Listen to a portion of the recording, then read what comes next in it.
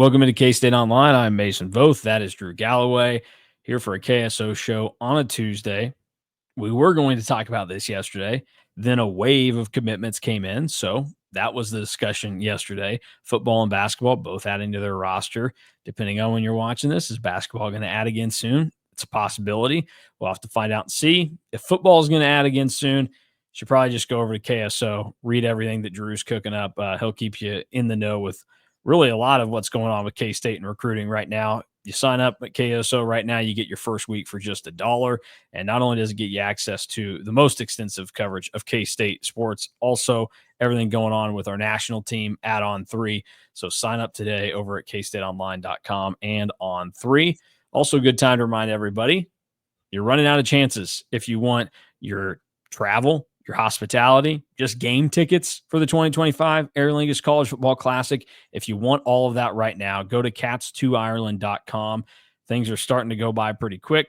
The supply is dwindling. So like I've talked about, if you're one of those people that you want to tell work to screw off and you want 8 days on the Emerald Isle, you better go to cats2ireland.com right now, because those packages, they're drifting away from you. You only want to be there for a couple days, but you want to live it up. Cats2ireland.com. Got to do it now. Also, if you want just individual game tickets, go to kstatesports.com. There are a limited amount there. You can get some more info on how to access all that through K-State and the Aer Lingus College Football Classic. So cats2ireland.com, kstatesports.com for that. Let's just start off hot, Drew, with a quick Ireland fun fact. All right. So I assume most people have seen what the Irish flag looks like. Mm-hmm. Like, could you pick that out from a lineup? There's probably a number of flags you could put up there, and I would say it's one of them. But, it looks similar to other ones. Here's a good example of that. Sunday? Was it Sunday or Saturday? One of the days over the weekend, my dad and mom had come over and in the basement watching the PGA Championship with my dad, and they flashed the leaderboard up there. I guess it would have been Saturday. It was before John in Vegas had teed off. And he goes, "What country is he from? Is he from Colombia?" And I was like, "No, he's from Venezuela." He's like, "Oh, okay." He's like, flag kind of had me confused there. And I was thinking, well, I knew that was Venezuela, but maybe I just knew that he was from Venezuela. And I went and looked. The Colombia and Venezuela flags, very, very similar. Same 3 colors, similar striping. One's a little bit bigger. And the only thing that's really distinguishable between them, Venezuela's tossed some stars on their flag. And when it's the little CBS graphic, you can't see the stars on there. No. So I would say Ireland's like that. They're pretty similar, minus a few little things attached to it, like a little emblem in the middle. India would be very similar to Ireland. The Netherlands, I know, or I don't know, they like to be called Holland. Yeah. So go ahead. So the green in the flag represents Irish nationalism and the Catholic Christian religion and the Irish Revolution. White symbolizes the peace, hope, and harmony, representing a lasting truce in the ideal of unity between different groups in Ireland. And the orange represents the minority of Ireland and is linked to King William III of England, Scotland, and Ireland, who was known as William of Orange. Interesting. So I'm reading here that the modern Irish tricolor flag was first made and gifted in 1848. Gained popularity in 1917 and was formally adopted in 1919. What's interesting about that, I'm not trying to ruffle any feathers here, but you talk about accepting different people in unity. There seems to be a long history that doesn't jive with that for Ireland, but I'm not going to touch that right now. That's just do your own history reading on that front. Take a look at Rory McIlroy. That's all I would say. Flags are very interesting and like how they work, like, because there's only so many colors, that you can do. You're from Topeka. Did Topeka have its own flag? That's a great question. So it probably didn't. Probably not. Does Wichita have its own flag? Okay. First off, shut your mouth. I'm not from Wichita. Okay. Well, it's all the same down there. I live in Wichita. But yes, Wichita does have its own flag. There are a lot of people down here that are quite proud of that, Drew. There is a flag of Topeka. How about that? Hutch adopted a flag a couple years ago. I think they thought they were really special when they did this thing. It's a flag. I don't know that It's towns a really need flag. it unless you're like a big town. Like Chicago. I think has a pretty iconic city flag. You don't need to have a flag. But you're fine. We know your water tower is your flag if you're a small town.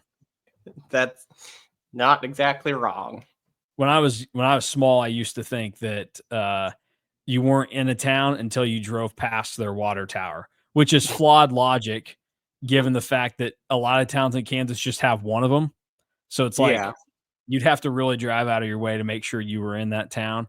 But it's like the smaller ones, mainly Yeah. because the direction I came from, it's like, oh yeah, if I'm driving into Inman, I'll go past. They've got like 70 water towers in Inman. So that's interesting. Heston, boom, it's right there. You're going down Dutch Avenue, you're in. Bueller, same type of deal.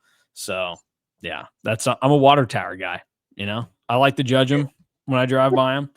So I'll have to send you you a picture of the water tower that's here. okay? Oh, is it a good one? It's a decent one. Oh, I mean, Drew, as far as water tower gets to go, I mean, real quick, I'm gonna have to put these up here. I think we're gonna have beef, Topeka Hutch beef here because the flags are they similar? they're kind of similar. So let me fire these up again. If you want to skip to real K State football talk, jump ahead about 3 minutes. Go to the 10-minute mark. I'm giving you that warning. Do not complain about it in the comments. Okay, I gave you the warning. Okay, so here is the flag of Topeka, our Okay. great capital city. No It's idea what it this is stuff means. it is the capital city, yes. Okay, all right. Where's your Topeka pride, Drew? This is the flag of Hutch. Just using the same colors. We got Okay, little well, star designs. I'm gonna take a stab and say that the Topeka flag probably was first, so I Yeah, think that Hutch is probably the one that's copying here. I'm just going to tell you, I don't like the white on the flags with the yellow. I don't think that looks good. I don't care what it stands for. Pick a different color and just tell me it stands for that. I don't like the white bars. You can pull that off if you've got a flag like Ireland, where it's green and orange. Okay, the white looks fine. You can't have such a light color like yellow being mixed in with it. But all Well, right. I don't like when flags have 3 colors, but they're not, like, all equal, Mm. like Okay, so yeah. let me bring up what I was just talking about to you. I'm going to show you the flag of Colombia, Drew. You got an idea of what it looks like in your head? I genuinely have no idea what the Colombian flag looks like. Okay, well there it is. That's the flag of Colombia right there. Uh-huh. Do you see how the gold bar is bigger than the blue and the red ones? Yeah, I don't like that. That's Hmm. gotta be all equal to me, I think. Yeah, I would agree, but I'm sure there's symbolism for it. I don't know about it, and if it's something that offends you, I also apologize for that blind spot. I know that international relations not really my thing. I barely No, like to relate with people that live in my neighborhood, we so I'm we not we gonna. did get in trouble for that one time. Yeah, that was on the topic of the Ireland Northern Ireland thing. So, which I was well aware of. I just got it mixed up when I spoke it into existence there. Uh, So yeah, we got about a minute to kill before we talk football. So I live up to my promise of the 10-minute mark. Fun fact you about you can pull up the Monroe, Georgia flag because I just saw that for the first time. okay, let's see here.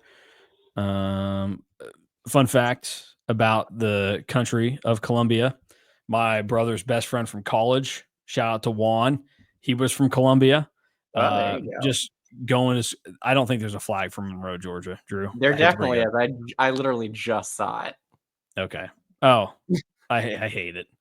But yeah, yeah. Yeah, Um, you can show it to the people. but yeah, shout out to Juan. I don't know how he ended up going to school in rural Oklahoma for college, but he did. There you Yeah, go. see, that's a bad flag. Yeah, not a great flag. Not a very good flag. But Thanksgiving one year, he didn't go home because not very convenient to go home for a couple days to Columbia when you're going to school in Oklahoma. He came to Probably Thanksgiving not. with the Voth family, spent it in Council Grove, and we introduced him to football outside, and he was okay at it. That's my Juan story. That's my Columbia story. That's all I know about Columbia. So, all right, it is officially the 10-minute mark. let's talk football. Who's under the most pressure for K-State this year, Drew? Because I think that there are a lot of guys that could fit the bill, and it doesn't have to just be player specific. There are certainly players that are going to have a lot on their shoulders this coming year. Expectations are going to be high, but I also think that there are some people just associated with K-State football that also have a lot. So I'm interested to see with some of the names that you came up with. Yeah, because aren't we doing a top five? If I'm I I wanted you to come up with 5 names. If you did a top 5, that's fine. I just wanted to make sure that you had ample options and oh see if we crossed over at all. I'm locked and loaded. All right. I think at the top, or the first one, it has to start at the top with Chris Kleiman. His job is not on the line. Like I'm not saying that, but it's kind of similar to 2022 in the sense where this is probably the best collection of talent that K-State has had on its roster since 2022, because the young guys from the 2023 class, which if you haven't really like dove in and really looked at who is expected to be a contributor, go look at the 2023 class, because there's a lot of names on that list that end up making kind of what we've been talking about all off season of who's going to be a contributor. But it's probably the best collection of talent that K-State has had in a long time.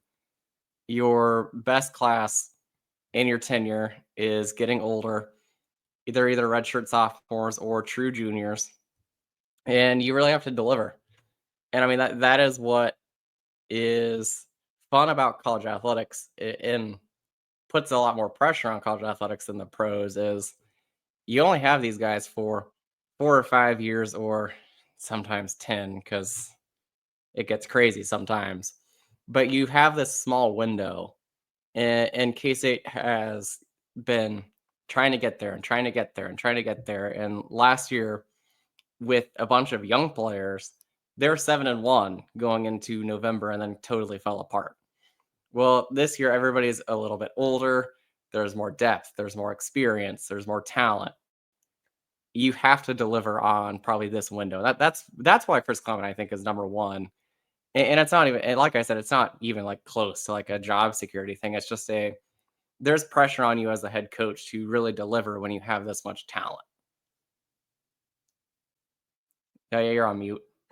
I thought about Chris Clement. I don't know why I still mute. I don't even have a child next to me right now. It's a dumb move, Mason. I thought about Chris Kleiman for this. I left him off of where my serious considerations were just because of like what you said. His job's not on the line. Like this is if we're talking middle of basketball season, like and it's who's under the most pressure, like Jerome Tang's going to be number one, and it's because he's getting closer and closer to like the job being on the line.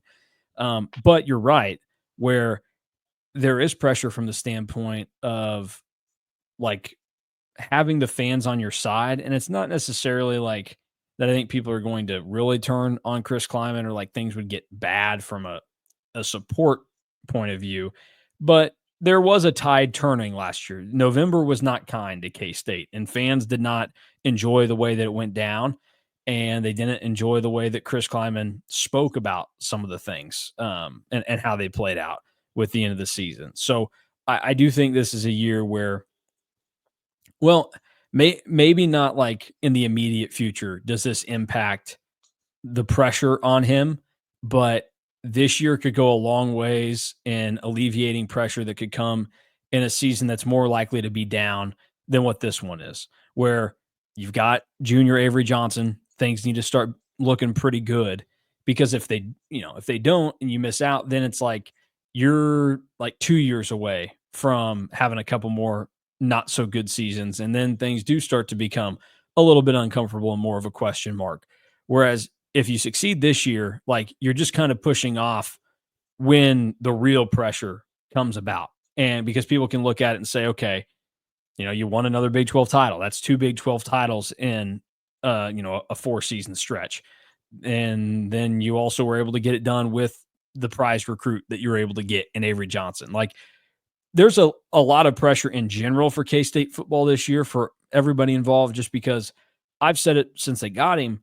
You can't screw up having Avery Johnson. And yeah, a lot of that goes on Avery Johnson. Like you are the chosen one, Anakin Skywalker. Like, you have to kind of come through in this.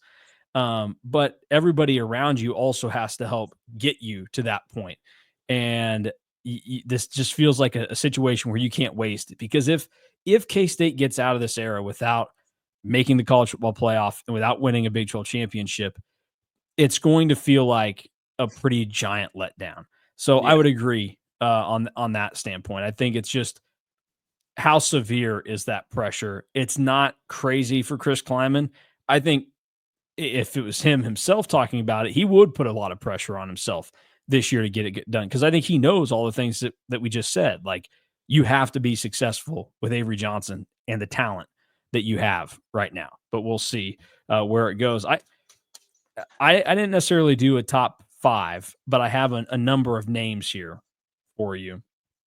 Avery Johnson would obviously be significantly in the mix. I've talked about Yeah. it enough. Like, he was good last year. I think he's going to be great this coming season. I expect things that he was weak in last year to have improved to a point where he's a more well-rounded football player and he can carry this team in more games than he was last year. And I think his supporting cast in some spots is going to be better than it was last season.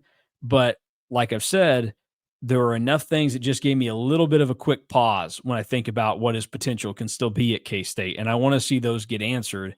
That needs to happen pretty quickly. And as we know, like, you're instantly going to be tested. We're going to find out a lot of answers early in the season when you face Iowa State and Ireland week 0. So I would put Avery Johnson in there, where, because his legacy is on the line this season in a couple ways. Like, that's a guy with the talent that he would probably like to go to the NFL draft after this season. You have to perform well to do that. That's a guy that has been very committed to K-State football in an era where a lot of people suggested that wasn't going to be possible. Guys like Avery Johnson will leave your program, or they won't even come to your program. But he's been loyal and committed to K-State. That's a guy that wants his legacy to not just be, yeah, I was this prize recruit and everybody liked me, but I 8 wins every season. That's not what Avery Johnson wants to be. So I think it's there. There's a lot of things that play into it where a lot of what happens this season is going to fall at Avery Johnson's feet. And I think he's got to be ready to answer the call. No, Avery Johnson was also on my list.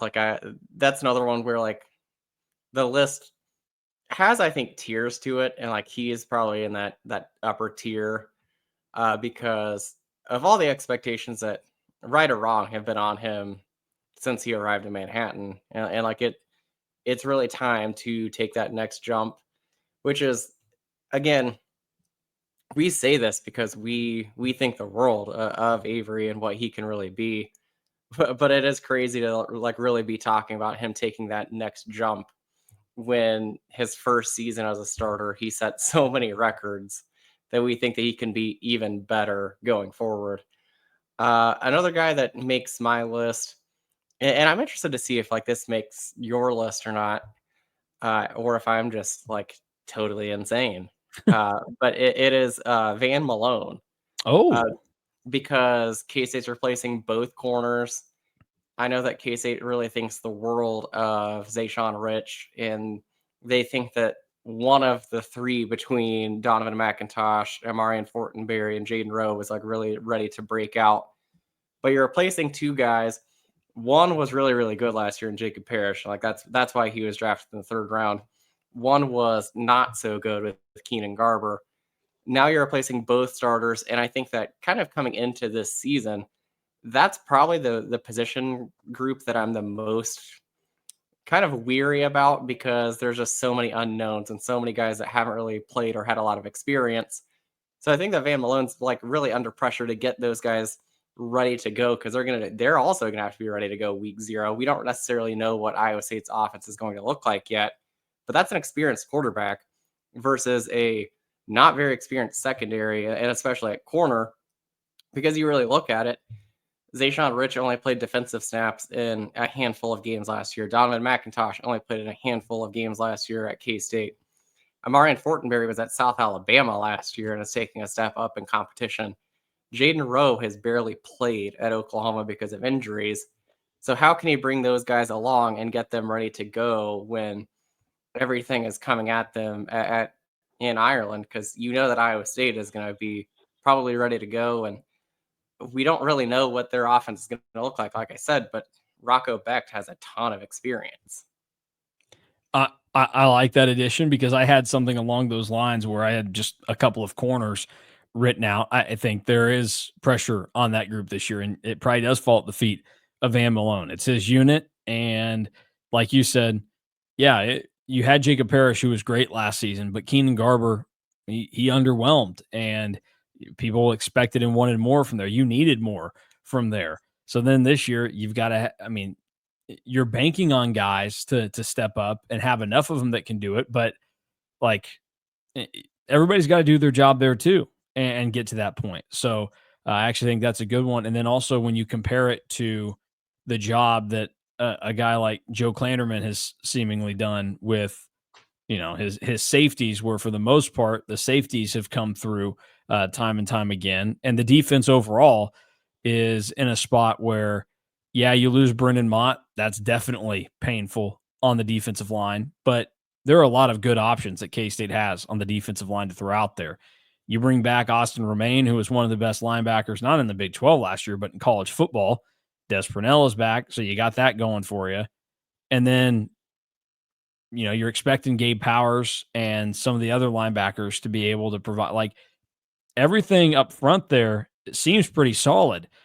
A lot of K-State success is going to be determined, I think, based on what the corners do, at least on the side of defense this season.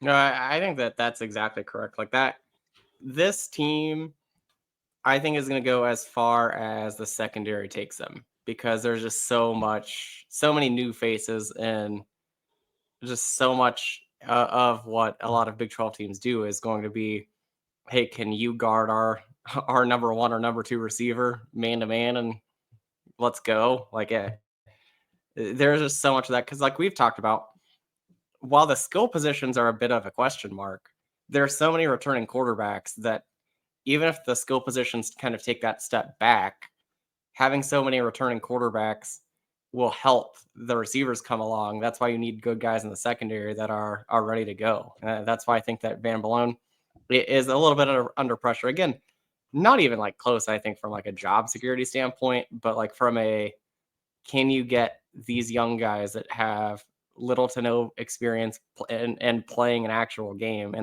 at corner, can you get them ready to go by week 0? Offensive side of the ball, any coaches there, Wells, Lepak, like where would you put pressure for guys like that are in new roles this year? Yeah, Matt Wells made my list. Probably he was probably, like you said, to get like 5 or 6 names. He was one of the ones that was near the bottom. Just because people love to rag on the offensive coordinator when things aren't going well, and I think that it's not even just like an external pressure for Matt Wells to really deliver, because he's kind of along the same lines as what we've talked about with Avery and what we've talked about with Chris Kleiman, of just really having to deliver. But I think there's some internal pressure on Matt Wells because he really wants to prove himself, because he's been an analyst at Oklahoma, was quarterbacks coach and co-offensive coordinator last year.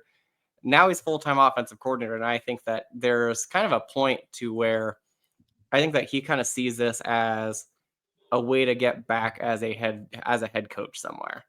And if K-State has a lot of success, that he can really catapult that into being a head coach again. So I think that more than anything, there's kind of some internal pressure on by Matt Wells on himself. Yeah, I also think that that's one where, like, there's just a lot of fan expectation there because it got to a point last year where people were not pleased with the job that Connor Riley was doing, which is to be assumed. Offensive coordinators, they all suck unless they're, winning every game. I mean, there So, were people even in 2022, K-State wins the Big 12 title. There were people that were very tired of Colin Klein by the end of well, that season. it happens to everybody. You can't be an offensive coordinator and win in college football. But Or I the think, NFL.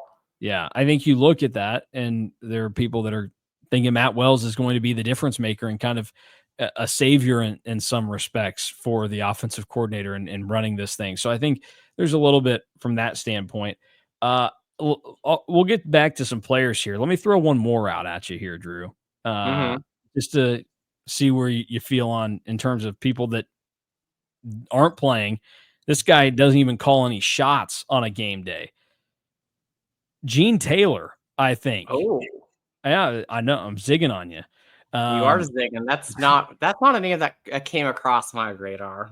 So not from the standpoint of Chris Kleiman has been very successful at K-State. There are no issues with Chris Kleiman. Like A-OK. It was a great hire by Gene Taylor, despite people not liking it at the time. But what we know about people when they don't like things at the time, at the first sign of inconveniencing, they're ready to put that glove back on that they had when things weren't going the way that they wanted it to. How easy does that become when you look around and people don't like, obviously, the job that Jerome Tang is doing right now? People, it's that time of year. Do they really care? Probably not, but they like to complain about the job that Pete Hughes is doing, even though he's on the verge of making his second straight NCAA tournament at K-State, which, it only happened one other time in school history. And then you look around at some of the other hires, like volleyball dropped off last year from where they were. Like, there are a lot of these changes that he's had to make, and I think people retroactively are going to go back and look and say, has he really made that many good hires? Like, Chris Kleiman's is only one, and the guy's only winning 8 games every season, and he's underachieving. We should be playing for a Big 12 title with Avery Johnson and everybody. I think, and then the way last season ended, I think Gene Taylor needs this football season to go well, just so he can have a couple of months without headaches and feeling it from fans beating down on him. And the other layer to all of this, 2 things, and we're going to have him in the first 3 weeks of the season for K-State. He moved the home game with Iowa State to Ireland, so that falls on him. And he let them put Army on the schedule. Like, those are 2 things that could go poorly. Like, there's a world where those go poorly, and people will be looking for somebody to blame. And those are big picture decisions that get made with the athletic director's approval. So I think it's one of those where Gene Taylor's not losing his job. The guy shouldn't lose his job, even if K-State goes 7-5 this year. Like, that's crazy talk. But I think just from the standpoint of Gene Taylor needs some time where his life is a little bit easier with the job he's doing, especially, all the other changes in college sports right now that can stress a guy like that out. Football is when it's supposed to be easy for him, because Chris Kleiman has this thing cruising down the tracks 70 miles an hour, not missing a beat. How fast do trains go? Sometimes you drive by and you think they're going slow. Other times you're like, oh, the thing's blazing. Genuinely have no idea. But Let's see. yeah, explaining that with Gene Taylor, I think, makes a lot of sense on why he made your list. I mean, more than I think Army, there will be people that will be furious if K-State loses in Ireland and really blame Gene Taylor for making that decision. So, I mean, I think that makes sense. I mean, I'll throw out, I guess, my first player, since we both said Avery, because I think that's just a pretty obvious one. The quarterback, a lot like the offensive coordinator. Pressure on that guy basically every single year. Every single year. But the player that I really thought of was Dylan Edwards. And it's not, again, I think that Dylan Edwards is going to be very, very, very good. But there's some pressure on him to produce, because look at what K-State's done the last 4 years at running back. Deuce Vaughn, DJ Giddens, they've both been absolute studs that have left early to go to the NFL. Then you add in Dylan Edwards and how he went about his high school recruitment. So there are going to be people that are kind of on the fence and kind of looking for that out if something doesn't go well, probably. And there's a little bit of pressure, because K-State's had a couple 1,000-yard running backs in a row now. And more than anything, even with Avery, I think that this is going to be kind of a run first and run to set up the pass kind of offense. So Dylan Edwards needs to be able to be ready and be ready to produce. And by all indications, I don't see why he wouldn't be ready to produce. And he looks a lot better right now physically than I think that he did at any point last year. So he's really taking it seriously and really wanting to commit to being that next great running back. So I think by all indications, it's going as well as it could be. But I think that he is under the pressure in that standpoint of really needing to produce, because this offense is really going to rely a lot on him. as well.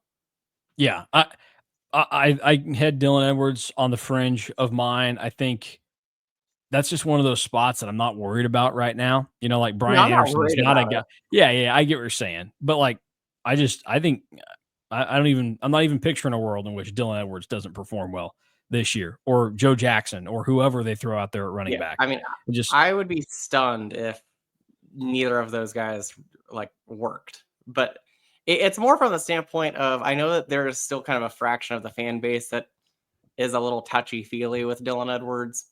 That there's a little bit of pressure there. Yeah, no doubt about it. That'd be the same thing with like the climate or the gene thing. When you hate something at one point, people can, if things don't go well, they'll immediately go back to how the high school recruitment played out for Dylan Edwards. It's just how things end up working. On a similar player front to a guy that I expect good production from this year, but because of things, whether his fault or not, in his past, people might hold it against you if things don't go well. Jace Brown's going to have a lot on his plate this year from a couple of different perspectives. Number one, he's the clear number one receiver. So he's going to have to shoulder the load once again for a receiver room, like last year he had to. I think he's got some better supporting cast in that room this coming year, but it's still going to be similar. Like it's going to be on him. But in addition to that, like you've got a good chunk of the fan base that thought you were in the transfer portal before that Iowa State game last year, and whether there's any truth to that rumor, or like it was seriously considered, or where your intentions were on it, people are going to think that, and if you're not performing well, they're going to pin some of that back onto you. Like I was getting negative texts from my uncle during that game about Jace Brown. And I was trying to, like, as my fingers were frozen on the field in Ames, Iowa, trying to like explain, well, he's not actually in the transfer portal. Like that's just some, Idiot. burner post on Twitter that's gone out there. Like, yeah, maybe it could happen, but like maybe there have been some rumblings, but he's not in it. And then he never entered. So like that's one of those where I think people are going to have that thought process. So if he's struggling, or, not doing some things offensively for K-State, I think it falls on him. So he needs to have a big year because, he K-State trusts him to be a true number one in the Big 12. And it's no longer just this underclassman that's overperforming maybe where he should be as a true freshman or a sophomore receiver. You're one of the older dudes in the Big 12 now. You're one of the better receivers in the Big 12 now. You have to play like that in 2025 if you're Jace Brown. No, I'm right there with you, and I think that there is some kind of pressure to finally be the guy that breaks that thousand yard barrier. Because I mean, Yeah. it's been since 2014 that K-State got a 1,000-yard receiver, and to be honest with you, a lot of times K-State hasn't even really came close. But Jace Brown is going to be probably the closest that K-State could get in at least the Chris Kleiman era this year, because I mean we're expecting big things from Jace Brown as well. My next one is a player on the defensive side of the ball, because we spent a lot of time talking about offense in this show. It's weird between the two Yeah. of us that Well, we spend defense a lot of sucks. focus on offense. But K-State's defense doesn't suck. Defense in general, the concept of defense sucks. I mean, yeah, that's not wrong. But it is a guy that has played every game in his entire K-State career, and now he's expected to take an even bigger jump and be a bigger leader. And it's VJ Payne. That, like I said, like the secondary has very minimal experience and is going to have zero experience playing together as a unit. Gunnar Maldonado didn't play a lot during the spring. Quay Moss is new and is playing at the Power 4 level for the first time at one of the other safety spots. We already talked about that the corners will have little to no experience at K-State or at the Power 4 level. But he is somebody that's expected to take a jump and be a bigger leader, and even be an NFL guy probably by the end of the year, because there's going to be so much on his shoulders. Yeah, no, I think that there's a handful of guys littered around the defense where it's not necessarily about like you need to be good. I expect them to Yes. be good. This defense is kind of leaning on you to turn into somebody that can be great, right now. And there are guys that are on that trajectory. Like I would throw out, K-State, there's going to be a lot of pressure on at least one pass rusher to develop. And we've seen it. Like, DY brings it up from time to time, but K-State's won what, 3 of the last 4 Big 12 Defensive Lineman of the Year awards or something along those lines. Like Yes. they, Brendan Mott, Felix DK Uzama. So they didn't really skip an era where you didn't have a good pass rusher. So who's going to step up there? It's the same thing you talked about at running back, like Deuce Vaughn, DJ Giddens. Okay, Dylan Edwards, it's your turn. There are a few more options that exist there on the pass rushing front. I mean, who there would you peg to be the most likely candidate to pop in that position? Who you would maybe put the most on? Because I think a lot of people would probably say it's Tobias and Sonmi. That I was about to say Toby would probably be my pick to be that next person to kind of step up, because with the trajectory that he's been on, he's somebody that you'd expect to take that next step. And he was one of the best pass rushers, just pure pass rushers in the Big 12 last year. Now he needs to take that next step and be a better defensive end against the run. And I mean, we've seen again how much he looks or how much better he looks from a physical standpoint than he did even last year. That I expect him to really take that leap and be even better this coming season. Also interesting in that we talk about the 3 of the last 4 Defensive Linemen of the Year awards. That also perfectly lines up to when K-State switched to the odd front from the 4-man front. So anybody that says that the 3-man front is trash or whatever, they don't know ball. There you go. Well, let's just leave it at that. Those are some names out there. Certainly more guys that we can talk about. We'll cover it as the offseason wears on, and we are getting closer and closer to exactly 3 months out from kickoff of the 2025 football season over in Ireland, Aer Lingus College Football Classic between K-State and Iowa State. If you want more coverage on the Cats, go to KStateOnline.com, get signed up, get your first week for just $1, and then get all of your access to KSO on 3, and you'll stay in the know with everything going on in college athletics right now. It's a pretty crazy time. So for Drew Galloway, I'm Mason Voth. Thanks for watching the KSO show. We are out of here today. Back again tomorrow. Recruiting show coming on Thursday, and then Friday, more quarterback rankings. The list continues. Looking forward to it.